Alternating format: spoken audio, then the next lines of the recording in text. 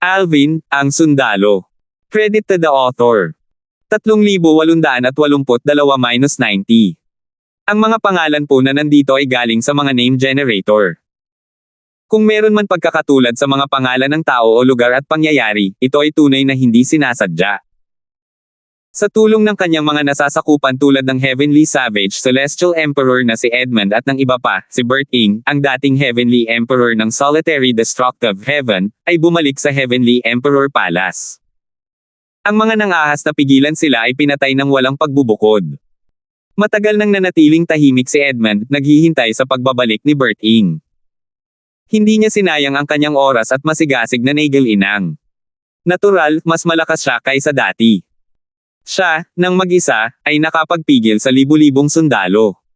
Hindi siya nagpakita ng awa sa mga nagpapakita kahit kaunting puot. Bang! Sinuntok ni Edmund ang kanyang kamao, at isang bagzo ng enerhiya ang damaloy patungo sa kanyang kalaban bago pumasok sa katawan nito, dahilan para sumabog ang kanyang kalaban at maging parang ulap ng dugo. Sa oras na ito, ilang mga emperador sa langit na kakatakbo lang palabas para umatake ay nakita si Edmund na madaling napatay ang kanyang kalaban sa isang suntok lamang, sila ay natakot ng husto. Ito ang makalangit na Savage Celestial Emperor.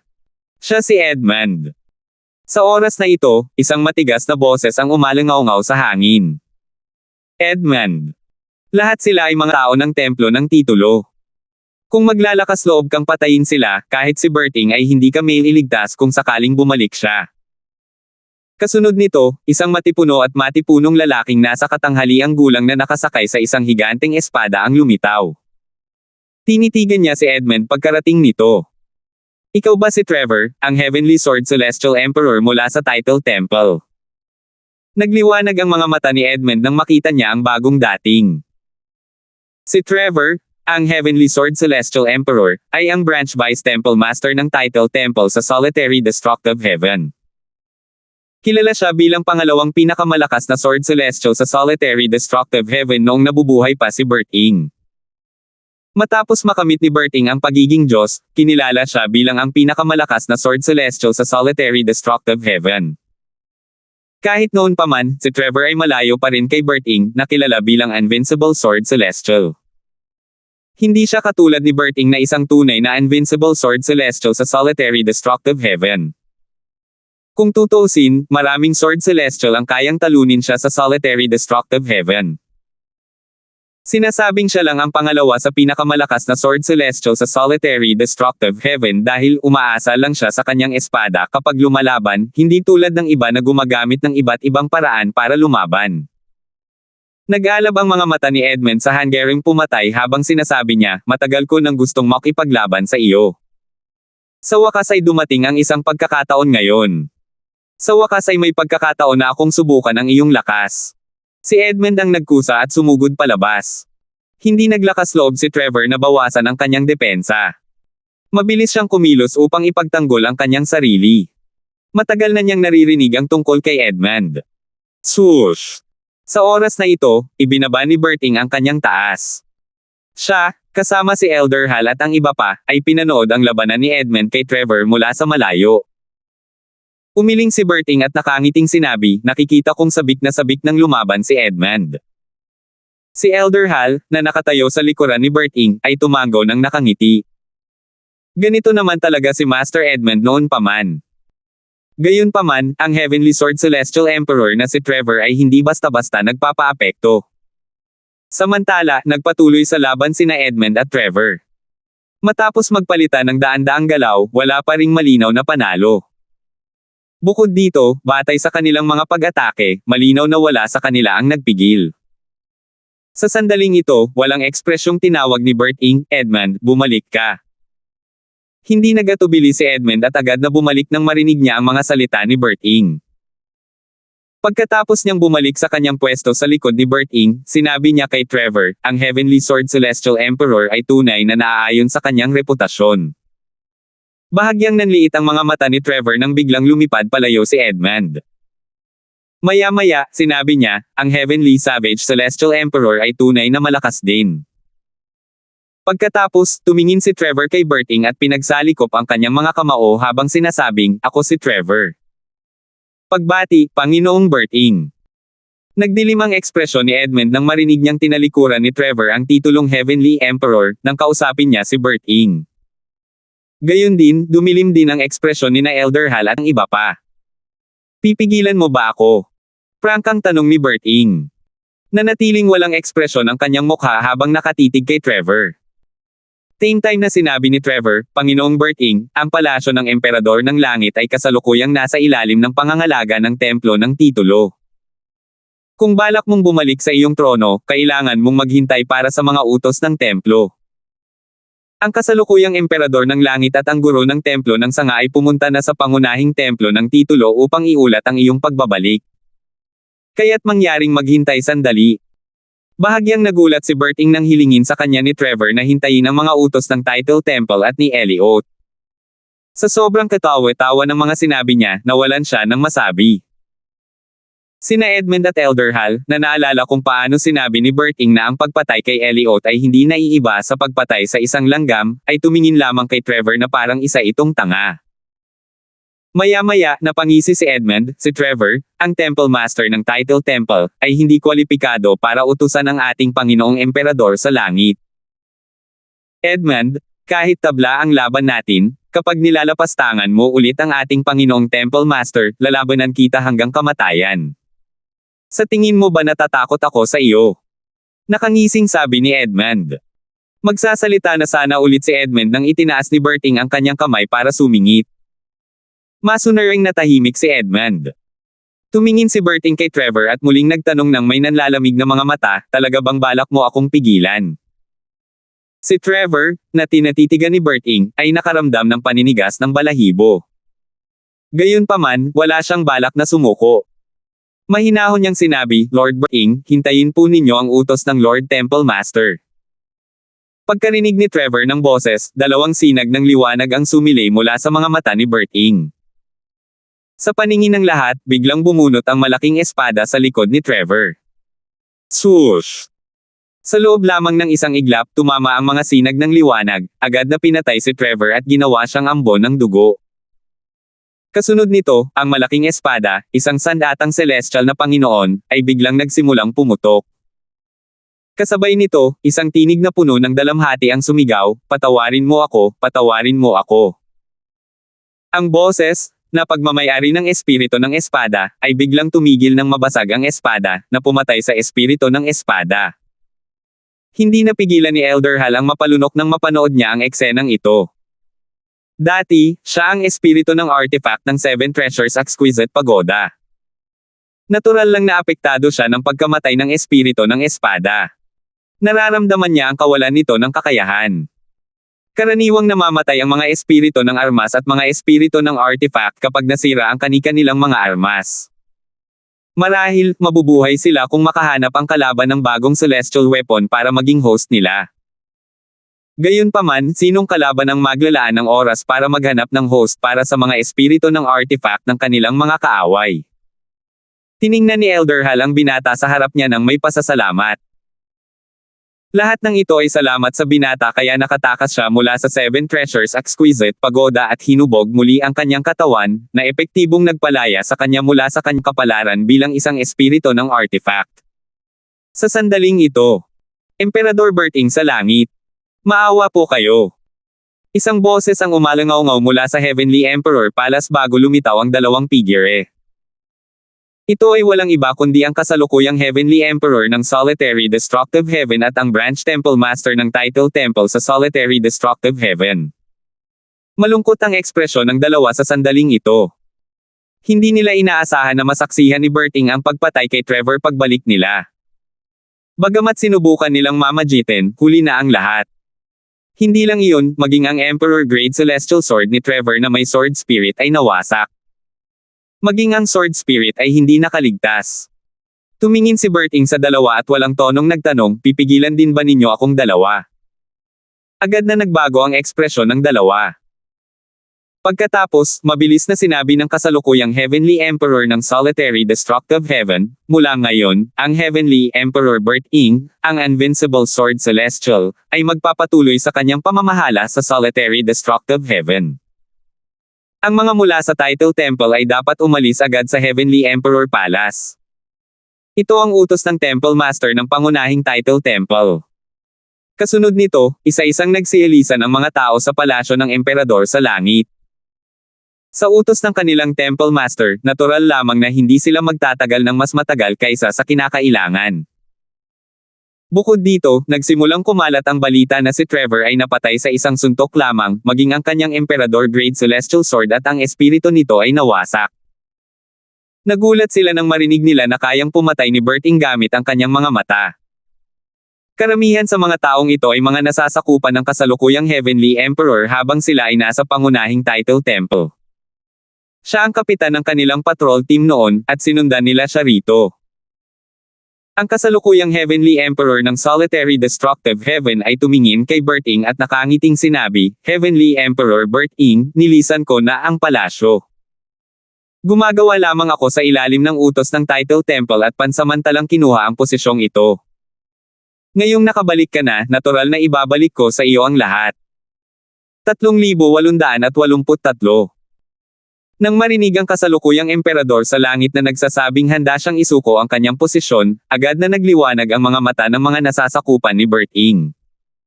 Naisip nila na tunay na kahanga-hanga si Berting.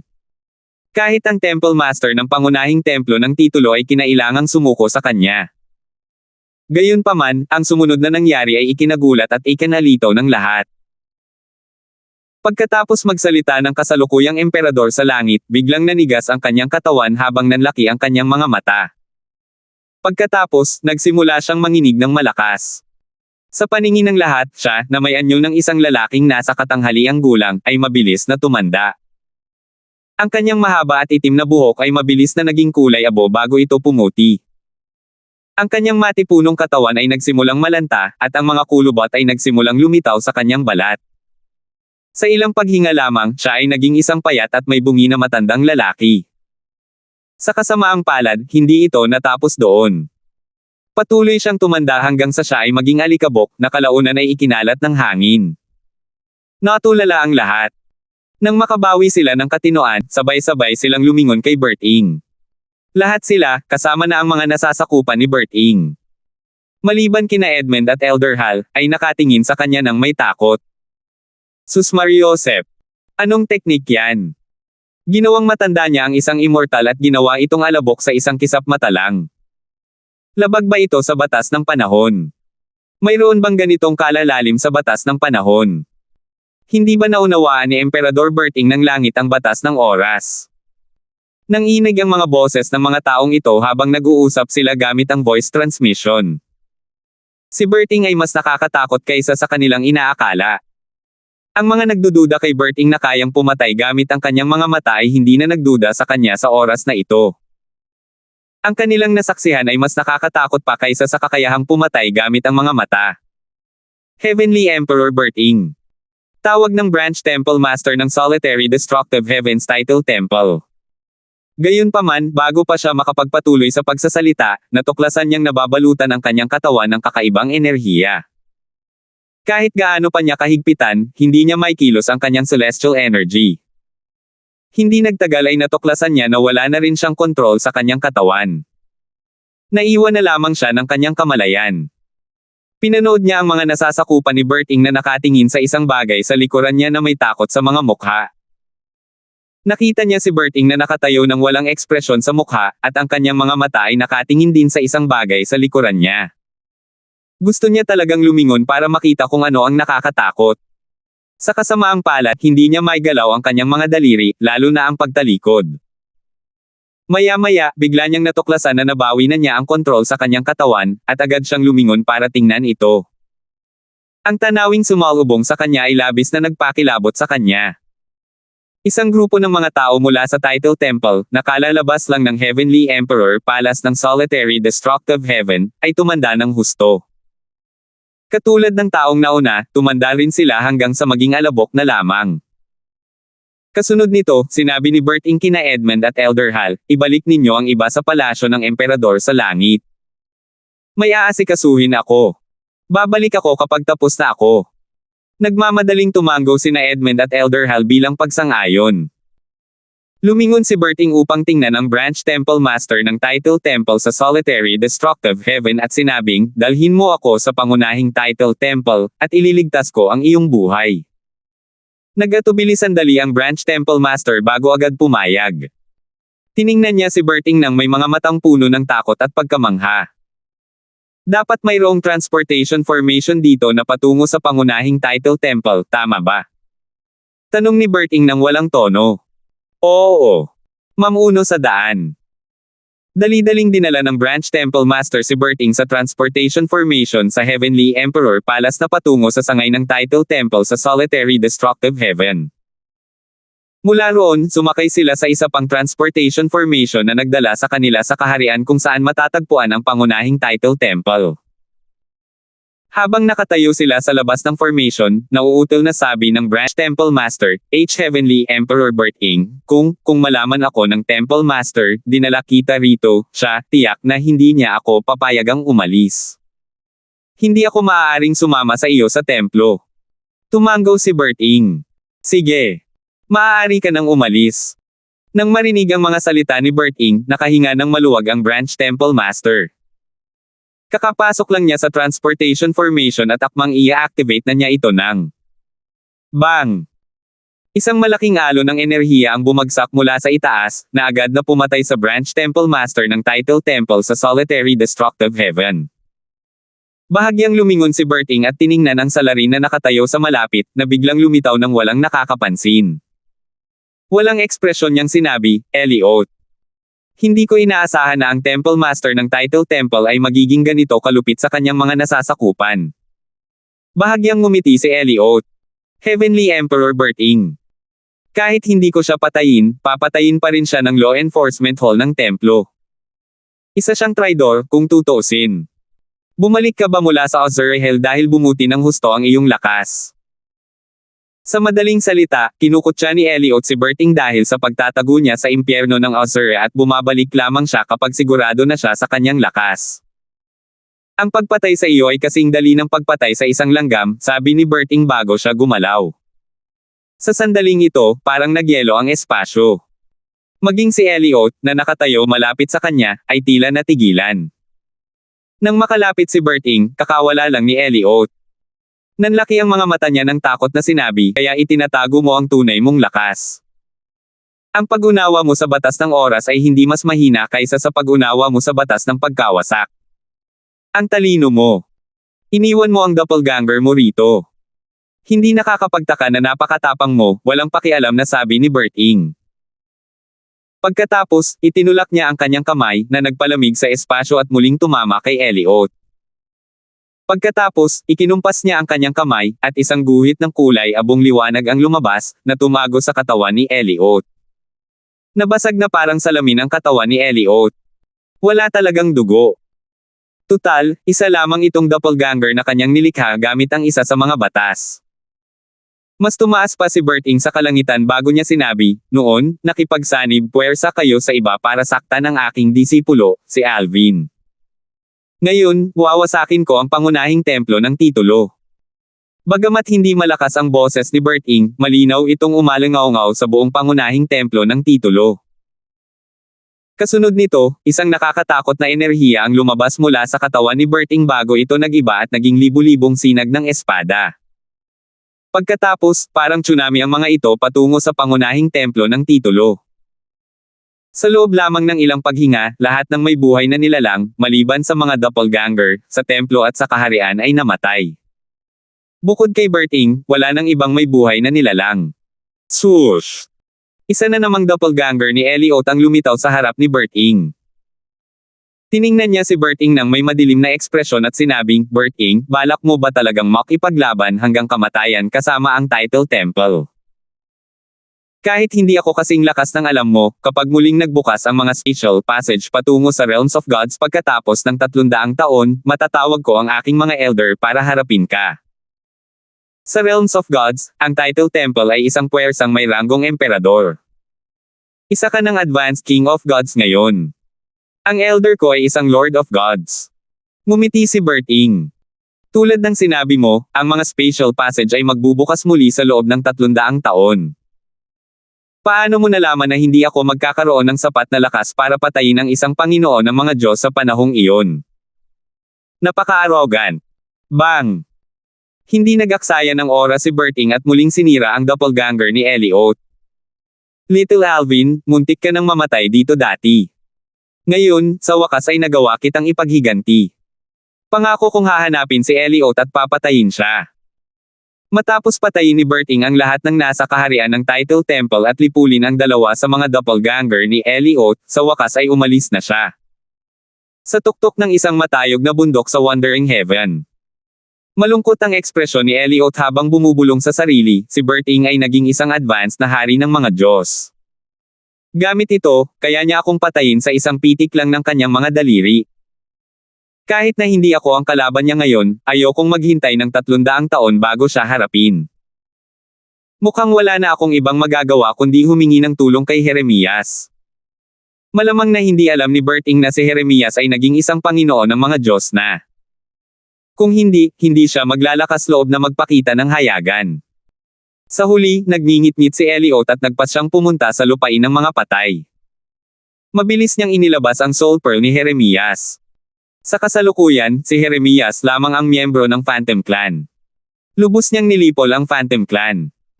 Noon, si Jeremias ay malubhang nasugatan ni Berting at Alvin.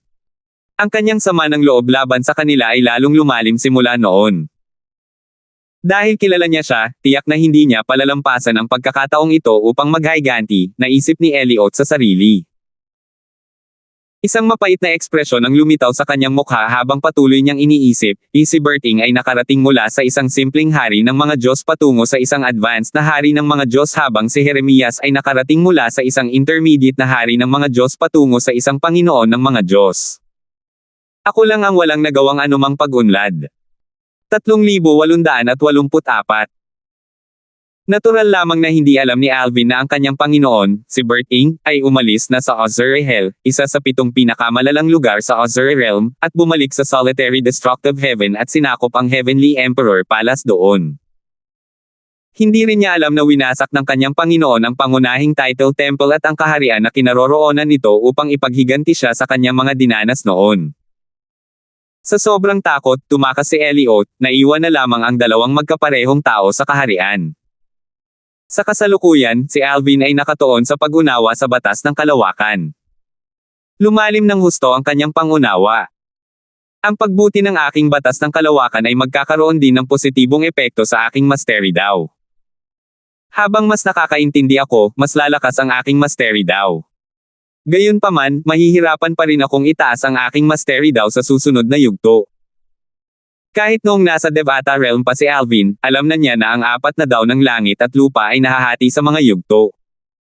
Ang panimulang yugto ang unang yugto. Sa ngayon, naipakita na ni Alvin ang kanyang sword daw sa mga tagalabas sa pinakasimpleng yugto. Kaya naman, inakala ng lahat na naunawaan na niya ang sword daw sa pinakasimpleng yugto. Pagkatapos ng panimulang yugto ay ang unang yugto. Sa yugtong ito, madali nang makokontrol ng isang tao ang mga daw. Sa yugto ng pagiging dalubhasa, madaling magagamit ng isang tao ang mga daw, at ilalabas din ng katawan ng isang tao ang daw. Naabot na ng daw ni Berting ang antas ng kahusayan. Lingid sa kaalaman ng lahat, naunawaan na ni Alvin ang sword daw sa unang yugto. Hindi lang iyon, naunawaan na rin niya ang mastery daw sa unang yugto. Sayang, matagal na siyang nasa unang yugto at hindi umunlad simula nang makarating siya sa Realm of Gods. Tutal, hindi lang mahirap intindihin ang mga daw, wala rin siyang kaalam-alam. Ayon kay Berting, may iba pang mga yugto pagkatapos ng yugto ng kahusayan dahil naabot na niya ang hangganan ng susunod na yugto. Gayunpaman, dahil medyo mababa ang yugto ni Alvin, hindi niya masyadong pinag-aralan ang bagay na ito. Umiling si Alvin at muling nag-focus sa pag-unawa sa batas ng kalawakan.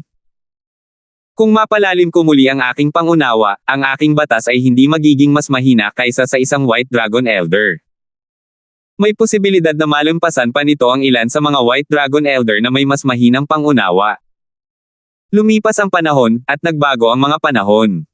Sa isang kisap mata, 2 taon na ang lumipas.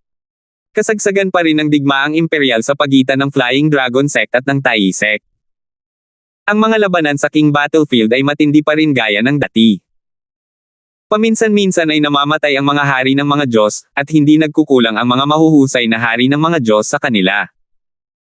Kung tungkol naman sa Lord Battlefield, pagkatapos umalis ni Alvin, iilang simpleng Lords of Gods lamang mula sa Flying Dragon Sect at Tai Sect ang namatay. Lungsod ng Tai. Isang binata ang dahan-daang naglalakad patungo sa pasukan patungo sa Lord Battlefield. Si Hugh Riley ito. Nakita ko siya kanina. Noong mga oras na iyon, naisip ko kung nakalusot na ba siya. Parang talagang nakalusot na siya. Papasok siya sa Lord Battlefield sa sandaling makalusot siya. Kaya sinusundan niya ang mga yapik ni Alvin. Bah! Si Senior Brother Riley ay isang walang kapantay na kababalaghan ng ating Tai Sect. Paano mo siya maihahambing kay Alvin? Hoy, sa tingin mo ba ay makakapatay si Senior Brother Riley ng kahit sino pagkatapos niyang pumasok sa Lord Battlefield? Sa ilalim ng mapagmasid na mga mata ng lahat, si Hugh Riley, ang walang kapantay na kababalaghan ng Tai Sect na pumatay ng maraming hari ng mga Diyos ng Flying Dragon Sect sa King Battlefield, ay pumasok sa Lord Battlefield. Mabilis na kumalat sa Flying Dragon Sect ang balita ng pagpasok ni Hugh Riley sa Lord Battlefield. May nagawang malaking pagbabago si Hugh Riley. Pumasok siya sa Lord Battlefield pagkalusot niya. Plano ba niyang hamanin si Alvin? Hamanin si Alvin. Ano ang mga kwalifikasyon niya para gawin iyon? Pinatay ni Senior Brother Darfield ang dalawang Inner Elder ng Tai Sect nang pumasok siya sa Lord Battlefield. Tama. Bagamat dahil ito sa swerte, ang swerte ay itinuturing din na lakas ng isang tao. Malaki rin ang papel ng swerte sa mga labanan. Kung ikaw ay mapalad, kahit na mas malakas ng kaunti sa iyo ang iyong kalaban, may posibilidad pa rin na manalo ka. Walang sino man ang maaaring tumanggi sa iyong tagumpay kahit na ito ay dahil sa swerte. Nakakabaliw ang pagganap ni Senior Brother Darfield sa King Battlefield. Dahil sa kanya, kinailangang bumisita ang sect leader ng Tai Sect sa ating sekta upang pag-usapan ang pagbabawal kina Senior Brother Darfield at Hugh Riley sa King Battlefield. Gayunpaman, dahil sumang-ayon ang ating sect leader sa pagbabawal, ipinapakita rin nito na si Hugh Riley ay hindi gaanong mas mahina kaysa kay Senior Brother Darfield. Ha! Hindi na ako makapaghintay na mapanood ang pagganap ni Hugh Riley sa Lord Battlefield. Dahil doon, maraming tao mula sa Flying Dragon Sect ang nagsimulang magbigay pansin sa balita mula sa Lord Battlefield. Sina Alvin at Hugh Riley lamang ang mga nasa Flying Dragon Sect at Tai Sect na nakalusot ngunit hindi sila mga elder ng kani-kanilang sekta. Tutal, noong digmaang imperial, walang sino man ang magbibigay pansin sa ganoong kaliit na bagay. Bukod pa rito, wala ring pakialam ang dalawa sa mga titulo. Nakatuon din ang atensyon ng lahat sa tatlong larangan ng digmaan sa Imperial War Realm. May mga labanan araw-araw sa larangan ng digmaan ng hari, at mas kaunti ang mga labanan sa larangan ng digmaan ng Panginoon kahit na maraming Panginoon ng mga Diyos doon. Kung tungkol naman sa Quasi-Emperor Battlefield, iilang tao lamang mula sa Flying Dragon Sect at Tai Sect ang nakapasok dito. Walang nakakaalam kung nagkita o nakipaglaban sila. Maliban na lang kung may namatay, malamang na hindi malaman ng mga tagalabas ang nangyari sa loob. Pagkalipas ng isang buwan, isang Outer Elder ng Flying Dragon Sect, na isang simpleng Lord of Gods, ang namatay. Walang masyadong nag-isip tungkol dito, lalo na't hindi iniuugnay ang kanyang pagkamatay kay Hugh Riley. Lumipas ang isa pang 2 buwan, at isang Inner Deacon ng Flying Dragon Sect, na isa ring panimulang Lord of Gods, ang namatay. Sa parehong araw, isa pang Inner Deacon, na isa ring panimulang Lord of Gods, ang namatay din. Alam ng lahat ng nasa Flying Dragon Sect na ang 2 Inner Deacon ay matalik na magkaibigan. Pareho pa nga silang pumasok sa Lord Battlefield. Iniisip ko kung isang tao lang ba ang pumatay sa kanila o isang grupo ng mga tao ang pumatay sa kanila. Malayong hindi bumuo ng malalaking grupo ang mga Lord of God sa Lord Battlefield. Sa pinakamarami, may mga grupo na binubuo ng 2 o 3 Lord of Gods. Nang hamupa na ang bagay na ito pagkalipas ng kalahating buwan, isa na namang balita ang dumating. Isang Outer Elder ng Flying Dragon Sect, na siyang panimulang Lord of Gods, ang namatay. Sa loob ng wala pang 4 na buwan, 4 na simpleng Lords of Gods mula sa Flying Dragon Sect ang namatay. Lumipas ang isa pang kalahating buwan. Lumabas si Hugh Riley sa Lord Battlefield at nagtungo sa Warpoint Pavilion ng Peace City. Naglabas siya ng 4 na identity token para ipagpalit sa mga warpoints. Dahil dito, naging madali ang koneksyon. Sa nakalipas na 4 na buwan, ang Flying Dragon Sect ay nawala ng 4 na pangunahing Lords of Gods, at ngayon, si Hugh Riley ay nagdala ng 4 na identity token matapos lumabas mula sa Lord Battlefield. Masayang-masaya ang Tai Sect. Sa kabaligtaran, tahimik ito sa Flying Dragon Sect. Tutal, si Hugh Riley, nakakapasok lang at naging isang simpleng Panginoon ng mga Diyos, ay nakapatay ng 4 na simpleng Panginoon ng mga Diyos sa loob ng 4 na buwan matapos makapasok sa larangan ng labanan ng mga Panginoon. 2 Outer Elder at 2 Inner Deacon ng Flying Dragon Sect ang napatay ni Alvin. Magkasama ang 2 Inner Deacon na namatay ng iisang araw. Nangangahulugan ito na malamang na si ay lumaban sa kanilang dalawa ng mag-isa. Wala akong ideya na ganoon pala kay-tikot si Hugh Riley. Hindi ba't ngayon lang siya naging isang simpleng Panginoon ng mga Diyos? Paano niya napapapatay ang ibang simpleng Panginoon ng mga Diyos ng ganoon kadali? Nakakatakot siya. Alam kong isa siyang mahiwagang nilalang. Napatunayan na niya ang kanyang lakas noong nasa King Battlefield siya. Marami na rin siyang napatay na kapwa natin disipulo. Ang kanyang mga tagumpay sa Lord Battlefield ay lalo lamang nagpapatunay sa kanyang lakas. Ang sinasabi mo ay halata naman. Sa tingin mo ba, si Alvin ay kapantay niya? Bagamat napatay ni Alvin ang 2 Inner Elder ng Tai Sect, pinalad lamang siya na dumating siya sa tamang oras. Lubos silang nanghina nang patayin niya sila. Gayunpaman, walang duda na hindi umasa si Hugh Riley sa swerte upang patayin ang 4 na simpleng Lord of Gods. Iyon ay dahil lamang sa hindi nakatagpo si Alvin ng kahit sinong simpleng Panginoon ng mga Diyos. Kung hindi, maaari rin niya silang patayin.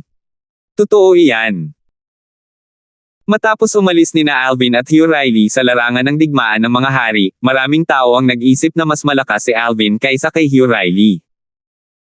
Kung tutuusin, mas maraming hari ng mga Diyos ang napatay ni Alvin kaysa kay Hugh Riley.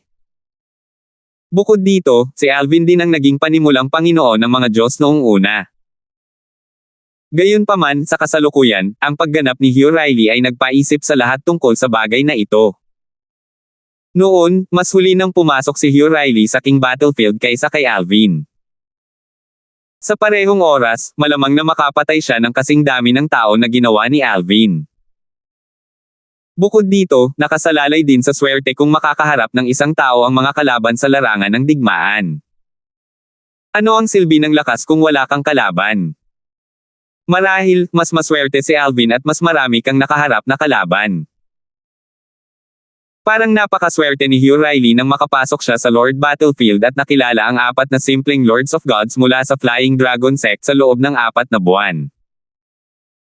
Marami ang hindi nakatagpo ng kahit isang kalaban matapos makapasok sa Lord Battlefield ng 2 o 3 buwan. Nang marinig ni Alvin ang tungkol sa bagay na ito, kalahating taon na ang lumipas. Tapos na ako. Ang pag-unawa ko sa batas ay dapat na higaitan ang karamihan sa mga White Dragon Elder.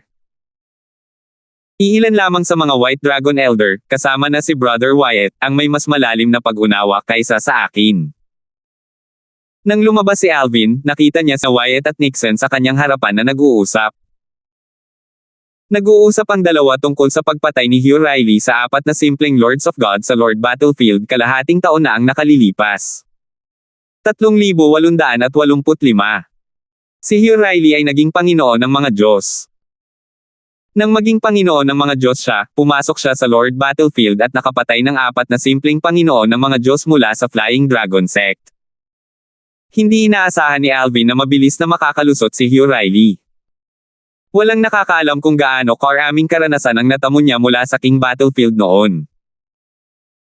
Gayunpaman, hindi naman ito nakakagulat dahil matagal nang natigil si Hugh Riley sa yugto ng isang advanced na King of Gods. Sa kabaligtaran, mabilis siyang naging isang simpleng Lord of Gods matapos siyang maging isang advanced na King of Gods. Kaya rin nagulat ang lahat sa kanyang tagumpay.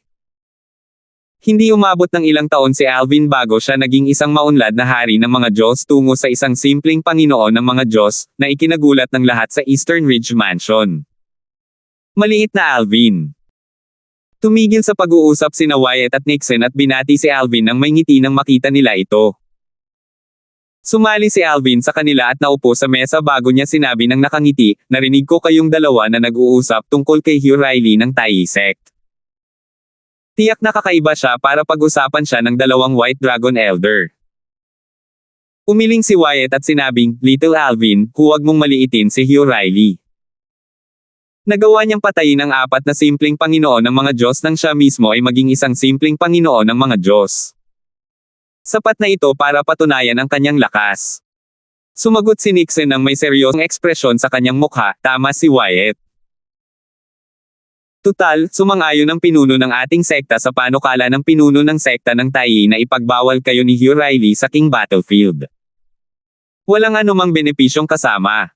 Isa lamang itong simpleng kasunduan. Nangangahulugan ito na iniisip din ng pinuno ng ating sekta na si Hugh Riley ay hindi mas mahina kaysa sa iyo." Hindi alam ni Alvin kung dapat ba siyang tumawa o umiyak. Casual lang ang kanyang sinabi. Hindi niya inaasahan na magiging ganito kaseryoso ang dalawa. Hindi siya katutubo ng Realms of Gods. Lumaki siya sa makamundong kaharian at nakipaglaban para makarating sa Devata Realm bago siya napunta sa Realm of Gods. Marami na siyang naranasan kaya alam niyang hindi niya dapat maliitin ang kanyang mga kalaban. Bukod dito, alam na niya na malakas si Hugh Riley noon pa man. Kuya Wyatt, Kuya Nixon, huwag kayong mag-alala. Hindi ko siya minamaliit. Alam ni Alvin na nag-aalala lamang sina Wyatt at Nixon na magdurusa siya kung minamaliit niya si Hugh Riley. Sa paningin ng karamihan, sandali na lang at maglalaban sina Alvin at Hugh Riley. Pumasok si Hugh Riley sa larangan ng digmaan ng mga hari noon upang labanan si Alvin. Sa kasamaang palad, hindi niya mahanap si Alvin. Marahil, nang si Alvin ay naging isang simpleng Panginoon ng mga Diyos, minamaliit ng lahat si Hugh Riley. Tutal, paano magiging kapantay ng isang mas mahusay na hari ng mga Diyos ang isang simpleng Panginoon ng mga Diyos? Gayunpaman, ngayong si Hugh Riley ay naging isang simpleng Panginoon ng mga Diyos din, natural na muling pagkukumparahin sila ng mga tao. Tila hindi naniniwala si Nixon kay Alvin kaya patuloy siyang seryosong nagsabi, "Little Alvin. Matagal na panahon na ang nakalipas, kinilala na si Hugh Riley ng maraming tao bilang ang pinakamatalentadong tao simula nang itatag ang Tayi sect. Kung hindi siya nagpakita sa King Battlefield, iisipin kung umalis na siya sa Tayi sect o sa Eastern Ridge Mansion para sa mas magandang lugar. Tutal, napakatalino niya. Madali para sa kanya ang sumali sa isang matataas na ranggo ng emperador. Ang kanyang pagganap sa King Battlefield at sa Lord Battlefield ay higit pa sa sapat upang patunayan ang kanyang lakas. Ang kanyang reputasyon ay talagang karapat-dapat. Mula sa aming narinig, ang kanyang lakas ay halos kasing lakas ng isang intermediate Lord of Gods. Sa apat na simpleng Lord of Gods na kanyang napatay, dalawa sa kanila ang magkasamang naglalakbay. Nangangahulugan ito na nilabanan niya silang dalawa ng mag-isa at nanalo. Naiintindihan ko, seryosong sagot ni Alvin. Nakikita niyang tunay na nag-aalala ang dalawa para sa kanya, at may bahid ng init na bumalot sa kanyang puso. Seryoso siyang binabalaan ng dalawa dahil natatakot silang matalo siya kung minamaliit niya si Hugh Riley. Sa wakas, sinubukan ni Wyatt na pagaanan ang usapan at binago ang usapan. Nakangiti niyang tanong, "Little Alvin, siguradong umunlad ka ng husto matapos mong pumasok sa closed-door cultivation, di ba?" Tiningnan ni Nixon si Alvin nang may pagtataka.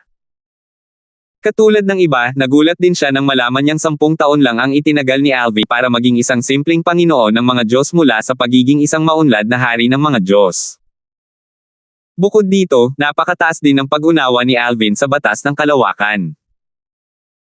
Sa kabuuan, isa siyang tunay na mahika na nakakamit ng napakaraming bagay kahit wala pa siyang 3,000 taong gulang. Oo, sabi ni Alvin habang tumatango at nakangiti. Lumiwanag ang kanyang mga mata nang sabihin niya, "Kapatid na Wyatt, plano kong pumasok muli sa Lord Battlefield. Sa pagkakataong ito, plano kong manatili ng mas matagal." Tumawa ng malakas si Wyatt. Siguro mas lumakas ka. Kung hindi, hindi ka magiging ganoon kalakas. Sige. Sasamahan kita sa Lord Battlefield. Gusto ko ring masaksihan ang lakas mo. Bago pa man pumasok si Alvin sa isang saradong cultivation, sinabi na ni Wyatt na susundan niya si Alvin sa larangan ng digmaan upang matiyak ang kaligtasan ni Alvin. Natural lamang na hindi niya malilimutan ang kanyang pangako. Agad na nagliwanag ang mga mata ni Nixon. Plano ba ninyong dalawa na pumasok sa Lord Battlefield ng magkasama? Malaya ako nitong mga nakaraang araw. Sasamahan ko kayong dalawa. Gusto mo bang sumama sa amin? Makahulugang ngumiti si Wyatt habang nagtatanong, nakausap mo na ba si Sally? Pinayagan ka na ba niya na sumama sa amin? Patuloy na sinabi ni Wyatt, naaalala ko noong huling beses na inimbitahan kita na pumasok sa Lord Battlefield kasama ko, na wala ka pagkatapos kang kausapin ni Sally. Umikot ang mga mata ni Nixon. Dahil baliw ka. Dati, ikaw ang nagkusa at pinukaw ang dalawang elder ng Underworld. Matapos silang mapagod pareho, isa lang ang napatay mo sa kanila. Masyado ka ring nagalit. Kung hindi lang duwag ang isa pa elder ng Underworld, mas malala pa ang kahihinatnan mo. Sa tingin mo ba papayagan ako ni Sally na pumasok sa Lord Battlefield kasama ang isang mapanganib at baliw na taong tulad mo? Gulat na tumingin si Alvin kay Wyatt nang marinig niya ang mga salita ni Nixon. Nang makita ni Wyatt si Alvin na nakatingin sa kanya, umiling siya at sinabing, "Little Alvin, huwag mo siyang pakinggan. Malas lang ako noong mga oras na iyon. Akala ko sila ay dalawang ordinaryong elder ng Tai sect. Hindi ko inaasahan na sila ay mga Underworld elder. Wala akong ibang magawa kundi lumaban at subukang tapusin ang labanan para maubos sila. Mabuti na lang at napatay ko ang isa sa kanila, at ang isa naman ay natakot at tumakas. Gayunpaman, kahit hindi siya tumakas, mabibitag ko pa rin siya." Galit na sabi ni Nixon, "Bitagin mo siya. Kung susubukan mong bitagin, malamang mamamatay ka rin, di ba? Baliw ka. Ang bilis mo. Kung alam mong mahihirapan silang kalabanan, bakit hindi ka makatakas? Bakit kailangan mong manatili at lumaban? Hindi sana mahirap para sa iyo ang tumakas. Isusugal mo ang buhay mo.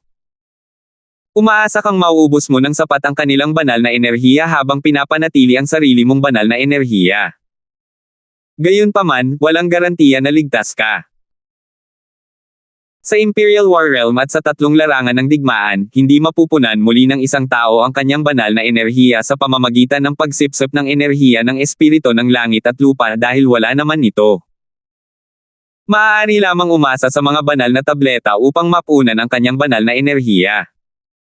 Gayunpaman, kakailanganin ng oras bago gumana ang mga banal na tableta.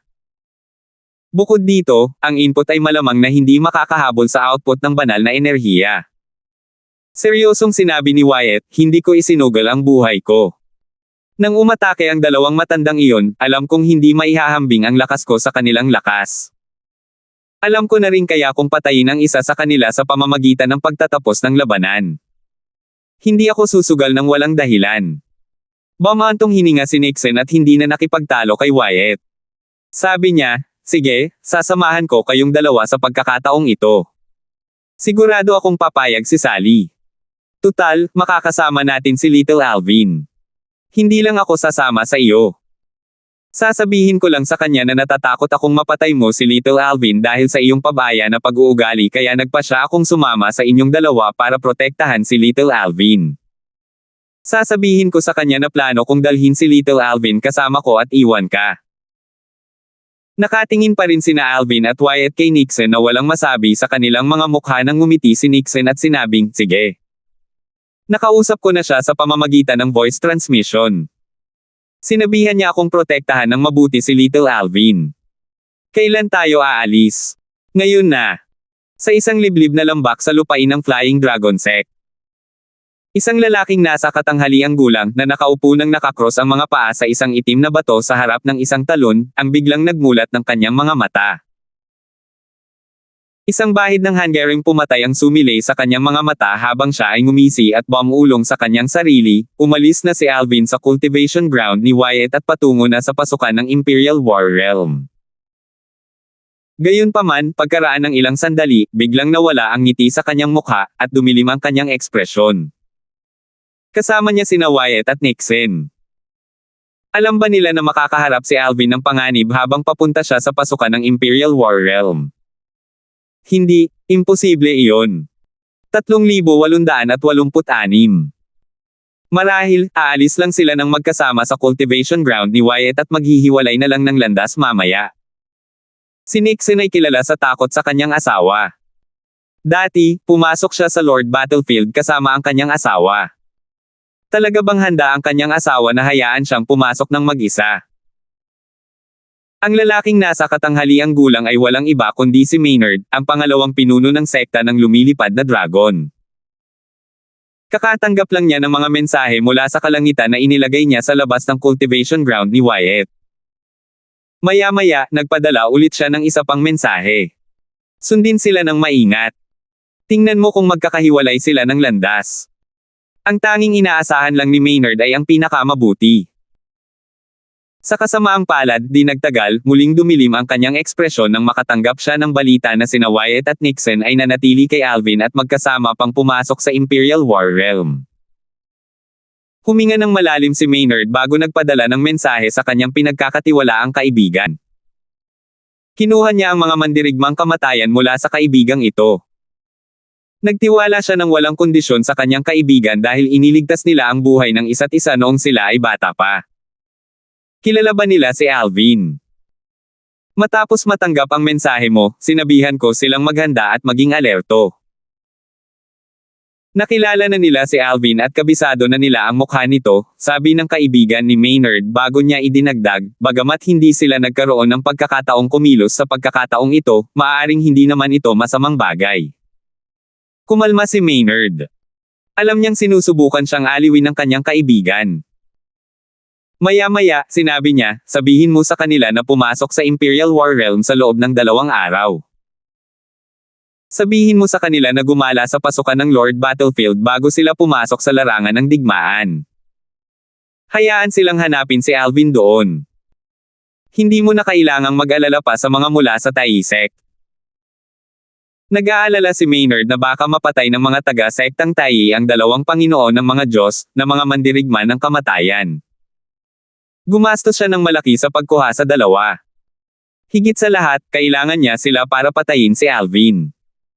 Wala siyang pakialam kung mamatay sila pagkatapos nilang makumplito ang kanilang misyon. Naiintindihan ko. Sasabihin ko sa 3 panghari ng Diyos na pumasok din sa Imperial War Realm. Mas mabuti kung mas marami ang tao. Sino ang nakakaalam na mahuhuli nila si Alvin ng mag-isa?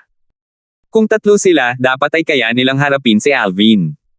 Huwag kang mag-alala. Sisiguraduhin kong sasabihin ko sa kanila na kumilos kung may tiwala sila sa sarili. Pakiramdam ko ay kampante ako na iasikaso mo ang bagay na ito. Salamat, sabi ni Maynard. Kalokohan. Bakit ka ba magalang sa akin? Natatawang sabi ng kaibigan ni Maynard, ako sana ang tutulong sa iyo na maalis siya kung hindi lang siya nagtago sa lupain ng Flying Dragon Sect. Ngumiti si Maynard nang may pag-aalinlangan at sumagot, kung aalis siya sa lupain ng sekta, papatayin ko rin siya. Hindi ko na kailangang umupa ng iba para gawin ang trabaho. Kapatid na Nixon, kilala mo ba sila? Tanong ni Alvin pagkatapos nilang makapasok sa Imperial War Realm. Bago pumasok sa Imperial War Realm, naramdaman ni Alvin na maraming tao ang nakatingin sa kanya. Hindi naman siya nagulat. Tutal, sikat naman siya sa Flying Dragon Sect. Gayunpaman, may 2 lalaking namukod tangi sa kanya. Sumulyap lang ang 2 sa kanya bago tumingin kay Nixon at nagbulungan. Para bang pinag-uusapan nila si Nixon. Oh, yung 2 yon. Narinig mo na sila dati kahit hindi mo pa sila nakikilala, nakangiting sabi ni Nixon, naaalala mo ba ang nangyari 2 taon na ang nakalilipas noong kakabalik ko lang? 2 taon na ang nakalipas. Maya-maya, natanto ni Alvin. Sabi niya, kapatid na Nixon, sinasabi mo bang ang 2 iyon ang mga Intermediate Lords of Gods na sumali sa sekta ng parehong araw? Tumanggaw si Nixon. Tama. Nakapasok na sila sa Imperial War Realm dati. Gayunpaman, naglibot lang sila sa Flying Dragon City at Peace City bago sila umalis. Maraming tao ang nag-isip na duwag sila at hindi nang ahas na pumasok sa Lord Battlefield. Kumunot ang noo niya habang patuloy na sinasabi, bahagyang hindi nasisiyahan, maganda ang impresyon ko kay Brent nang sabihin niya sa akin na sumali siya sa sekta dahil gusto niyang patayin ang mga tao mula sa Tai sect. Gayunpaman, paano niya gagawin iyon kung hindi man lang siya nang ahas na pumasok sa Lord Battlefield? Nagtatakang tanong ni Alvin, hindi ba't ipinag-uutos ng sekta na pumasok sila sa Lord Battlefield sa loob ng isang takdang panahon? Si Wyatt, na tahimik hanggang ngayon, ay nagsabi, syempre, may ganoong patakaran. Ang mga hari ng mga Diyos ay kailangang pumasok sa larangan ng digmaan ng mga hari sa loob ng 2 taon habang ang mga Panginoon ng mga Diyos ay may 5 taon. Ang mga hindi sumusunod sa mga patakaran ay palalayasin sa sekta. Walang silbi ang sekta para sa mga taong takot pumasok sa mga larangan ng digmaan. Tama. Ang mga bagong recruit ay kailangan ding magbayad gamit ang mga banal na bato o mga banal na kristal bilang isang uri ng garantiya. Kung lalabagin nila ang mga patakaran, itatago ng sekta ang mga banal na bato at mga banal na kristal. Ang mga patakarang ito ay nilinaw na lahat sa kanila bago pa sila sumali sa sekta. Tumango si Alvin. Makatuwiran para sa Flying Dragon sect na gumawa ng mga ganitong patakaran para maiwasan ang pakikialam ng mga tao. Panatag na panatag si Alvin ngayon na kasama niya ang 2 White Dragon Elder. Madali silang makakatakas mula sa Underworld Elders kung kinakailangan. Sa katunayan, kahit na makasalubong nila ang ilang Underworld Elders ng sabay-sabay, kasama sina Wyatt at Nixon, tiwala siyang mapapatay nilang 3 ang Underworld Elders kung ipapakita niya ang kanyang mga baraha. Natural lang, ang pagbubunyag ng kanyang mga baraha ang huling paraan. Bagamat maayos ang pakikitungo niya sa 2 at nagtitiwala sa kanila, hindi niya alam kung matatalo siya ng kasakiman. Maraming pagkakataon na kahit ang magkadugo ay nagpapatayan dahil sa kasakiman, lalo na si Alvin na walang kadugo sa 2. Tara na. Nakuha na ng 3 ang kanilang mga identity token dati kaya direkta silang pumasok sa Lord Battlefield. Kasabay nito, nagsimulang ikalat ng mga nakakita sa 3 ang balita. Hindi nagtagal at nalaman ng lahat sa Flying Dragon City na pumasok si Alvin sa Lord Battlefield kasama ang 2 White Dragon Elder. Magkasamang pumasok sa Lord Battlefield sina Alvin, Elder Brown, at Elder Dongfang. Iniisip ko kung may pinaplano silang malaki. Kahit ang mga Underworld Elder ay mahihirapan ding makatakas sa kamatayan kung makakasalubong nila ang 3. 2 taon nang hindi nakikita si Alvin. Lumabas ba siya sa pagkakataong ito para labanan si Hugh Riley?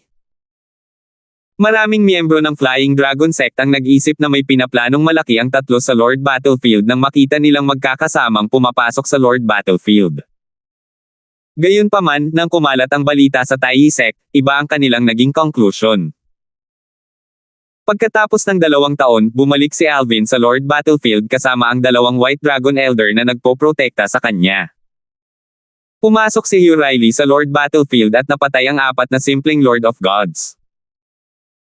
Sa tingin mo ba ay takot si Alvin na makasalubong si Hugh Riley kaya humanap siya ng 2 White Dragon Elder para protektahan siya?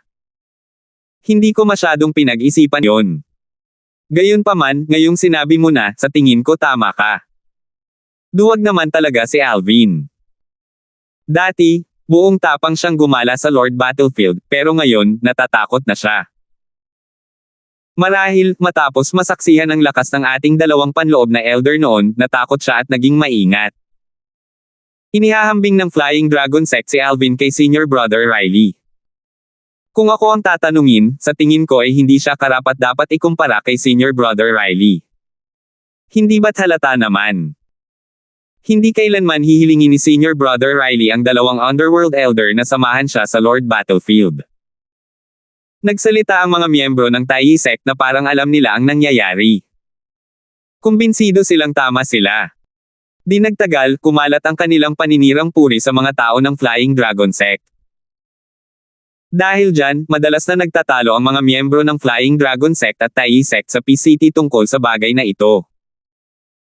Nakapatay si Alvin ng 100 hari ng mga Diyos at pumasok sa Lord Battlefield nang makalusot siya. Napatay pa niya ang dalawa sa iyong mga inner elder. Pero, sa tingin mo ba ay mas mahina siya kaysa kay Hugh Riley?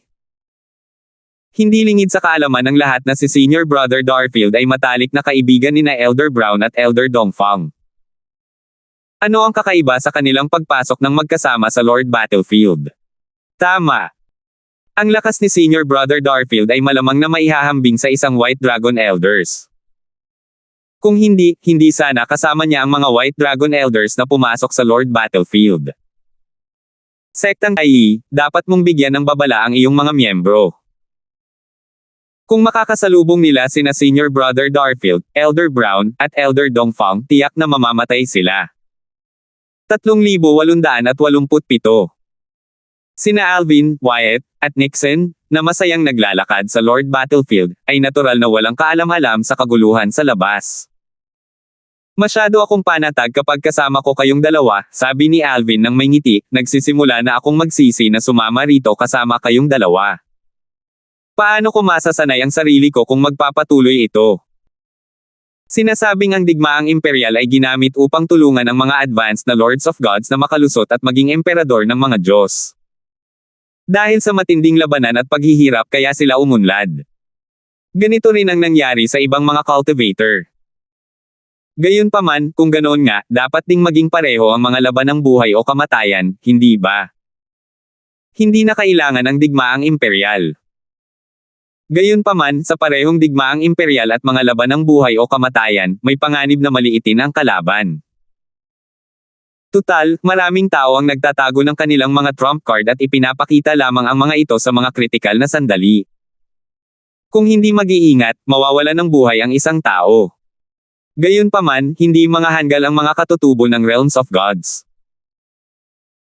Bagamat sinasabing ang layunin ng Imperial Wars, Supreme Wars, at Powerhouse Wars ay para mapadali ang mga tagumpay, alam ng karamihan na isa lamang itong dahilan kahit na makakatulong talaga ito sa cultivation ng isang tao. Ang layunin nito ay, sa katunayan, upang mabawasan ang mga pagkalugi sa mga puwersang gustong magwasak sa isa't isa. Kapag nakikipagdigma, may mga patakaran at mga partikular na larangan ng digmaan para sa mga cultivator na may iba't ibang cultivation base. Sa mga larangan ng digmaan, maaaring tumakas ang isang tao kung hindi sila makakalaban ng kalaban. Ang mga mas mahina ay maaari pang maglakbay ng grupo-grupo. Kung wala ang tatlong digmaan, maglalamayan lang ang mga puwersa ng walang anumang patakaran, at magiging napakarami ang masasawi. Ang Flying Dragon Sect at ang mga Black Dragon Elder at Profound Heaven Elder ng Taiyi Sect ay karaniwang naglalakbay sa maliliit na grupo sa Quasi-Emperor Battlefield. Karaniwan silang hindi mag-isang maglalakbay sa larangan ng digmaan dahil mamamatay sila kung makakasalubong nila ang mga Golden Dragon Elder ng Flying Dragon Sect o ang mga Supreme Elder ng Taiyi Sect. Hindi tulad ng mga labanang may banta ng buhay o kamatayan kung saan ang mga labanan ay matatapos lamang kapag may isang taong namatay, maaaring piliin ang isang tao na tumakas anumang oras. Dahil magiging sayang kung ang mga advanced Lords of Gods lamang ang makakalahok sa Imperial War, ang King Battlefield at Lord Battlefield ang kalaunan ay nilikha. Nang marinig ang mga salita ni Alvin, ngumiti si Wyatt at sinabing, huwag kang mag-alala. Kung may makasalubong tayo, tatabi tayo at hahayaan kang lumaban. Makikialam lang tayo kung mukhang masama ang sitwasyon. Sa pamamagitan nito, hindi maaapektuhan ang iyong cultivation, at magkakaroon ka pa rin ng karanasan. Sabi ni Alvin nang may ekspresyon ng mukha na parang walang magawa, sa tingin mo ba ay makakayanan kalaban ko na manatiling kalmado at makipaglaban sa akin kung pareho kayong nakatayo sa gilid? Bukod pa rito, bakit sila lalaban kung alam nilang wala silang pagkakataong mapatay ako habang nasa paligid kayong dalawa? Mas malamang natatakbo sila palayo sa unang pagkakataon na makukuha nila. Nag-isip sandali si Wyatt bago tumango. Tama ka. Sige. Maaari naming itago ang aming presensya at palihim na sundan ka. Gayunpaman, mararamdaman ng mga elder ng Underworld ang aming presensya kaya hindi na kailangang magtago mula sa kanila. Sa palagay ni Wyatt, walang laban si Alvin sa mga elder ng Underworld. Kung makakasalubong nila ang isang elder ng Underworld, hindi na nila kailangan si Nixon kahit na kaya nila. Agad silang darating para protektahan si Alvin. Tumango si Nixon. Magandang ideya ito. Ang kasalukuyang lakas ni Little Alvin ay dapat nakapantay ng mga panloob na elder ng Tai sect ngayon. Marahil, maaaring kailanganin niya tayo upang tulungan siyang tapusin ang laban paminsan-minsan. Magmamasid lang tayo at makikialam lamang kung siya ay nasa panganib. Dapat din nating ipaalam sa kanya ang ating pinagtataguan upang makapag-teleport siya sa atin kung kinakailangan. Mabilis na nagkasundo sina Wyatt at Nixon. Walang opinyon si Alvin at sumang-ayon sa kanilang plano. Bukod dito, hindi siya nag-aalala na baka mag-agawan sila ng war point sa kanya. Bago pumasok sa Lord Battlefield, kinausap na ni Wyatt si Nixon tungkol sa pantay na paghahati ng lahat. Gayunpaman, ipapahirim nila ang kanilang war points kay Alvin. Walang pagtutol si Nixon dahil wala siyang kailangan sa oras na ito. Tinanong pa niya kung maaaring pinuhin ni Alvin ang King Grade Limit Divine Pills para sa kanya sa halip na ibalik ang war points sa kanya. Natural na masaya si Alvin na sumang-ayon dito. Napakadali para sa kanya na pinuhin ang King Grade Limit Divine Pills kung kayanan niyang pinuhin ang karamihan sa mga Lord Grade Limit Divine Pills. Si Alvin ay patuloy na gumala sa Lord Battlefield habang sina Wyatt at Nixon ay nakabuntot sa kanya. Ang swerte talaga ni Hugh Riley. Nagawa niyang makasalubong ang 4 na simpleng Lord of Gods mula sa ating sekta sa loob ng 4 na buwan. Inisip ni Alvin na si Hugh Riley ay hindi lamang malakas, kundi napakaswerte rin niya. Dati, 2 inner elder lamang ng Tai sect ang nakasalubong ni Alvin matapos gumala sa Lord Battlefield ng 2 buwan. Gayunpaman, mas maraming war points ang nakuha ni Alvin sa pamamagitan ng pagpatay sa 2 intermediate Lords of Gods kumpara kay Hugh Riley na nakapatay ng 4 na rudimentary Lords of Gods. Nakakuha si Alvin ng 4,000 war points habang si Hugh Riley ay nakakuha lamang ng 800 war points. Hindi pa rin ako makapaniwala na naniniwala ang mga taong iyon sa kwento ko. Walang pakialam si Alvin kung sasabihin ng mga tao na swerte lang siya o sinamantala niya ang sitwasyon. Naguguluhan siya kung gaano sila kadali mapaniwala. Bakit naman isusugal ng mga inner elder na iyon ang pagsamantalahan ng mga taga-Flying Dragon sect at makikipaglaban sa isang labanang may banta ng buhay o kamatayan sa Lord Battlefield kahit na malalim ang kanilang puot? Hindi ba't mas madaling gawin ito sa ibang lugar o umupa ng ibang tao para patayin ang bilang panig? Marahil, iniisip nila na imposible para sa isang bagong rudimentaryong hari ng mga Diyos na pumatay ng isang inner elder. Kahit na sinamantala ko ang sitwasyon, hindi pa rin lubusang nanghina si Arthur nang patayin ko siya. Nagduda man o hindi si Wyatt o si Nixon sa kanyang kwento, natutuwa si Alvin na hindi sila nagtanong. Sa isang kisap mata lang, 1 buwan na ang lumipas, ngunit wala pa ring nakilala si Alvin kahit isang tao. Muli, napabuntong hininga si Alvin sa magandang kapalaran ni Hugh Riley. Nang malapit na niyang isuko ang kanyang mga inaasahan, may nakita siyang figure sa di kalayuan. Dahil medyo malayo sila sa isa't isa, hindi niya matukoy kung ang kabilang panig ay mula sa Flying Dragon sect o sa Tai sect. Swoosh! Walang pag-aalinlangang nag-teleport si Alvin. Napakadeterminado niyang kumilos. Kung sakaling isa ito sa mga taga-Flying Dragon sect, magpapatuloy siya sa kanyang paglalakbay. Kung isa man ito sa mga taga-Tai sect, wala pa rin siyang dahilan para matakot dahil naroon sina Wyatt at Nixon. Sa Lord Battlefield, ang mga White Dragon Elder at ang mga Underworld Elder ang pinakamalakas, at kasama niya ang 2 White Dragon Elder. Malinaw na walang balak tumakas ang figure kahit na naramdaman niya ang presensya ni Alvin. Di nagtagal, nakita ni Alvin na ang kabilang panig ay isang lalaking nasa katanghaliang gulang. Pagkatapos, bigla niyang tiningnan ang simbolo ng pagkakakilanlan na nakadikit sa dibdib ng lalaking nasa katanghaliang gulang. Isang miyembro ng Tai sect. Nasabi ni Alvin sa sarili ng may pananabik. Naningkit ang mga mata ng lalaking nasa katanghaliang gulang nang makita ang identity token ni Alvin. Bahagyang nagbago ang ekspresyon ng kanyang mukha nang makita ang pananabik sa mukha ni Alvin. Sa larangan ng digmaan, wala silang ibang paraan para matukoy ang mga kalaban maliban sa identity token na nagpapakita lamang ng puwersang kinabibilangan nila. Gayunpaman, kahit hindi niya kilala si Alvin, batay lamang sa nasasabik na ekspresyon ni Alvin, masasabi niyang lubos na kumpiyansa si Alvin sa kanyang lakas. Isa ba siyang White Dragon Elder? Pinag-aralan ko na ang mga anyo ng mga White Dragon Elder dati. Sa palagay ko ay hindi siya isang White Dragon Elder. Delikado naman talaga ang Lord Battlefield. Maraming tao ang naghanda ng husto bago pumasok sa larangan ng digmaan. Normal lang na may mga taong walang kumpiyansa na pag-aralan ang kanilang mga kalaban para malaman nila kung sino ang dapat iwasan. Sigurado akong hindi siya isang White Dragon Elder. Kung isa lang siyang Inner Elder, may tsansa akong manalo. Sa wakas ay kumalma ang lalaking nasa katanghaliang gulang matapos niyang matukoy na si Alvin ay hindi isang White Dragon Elder.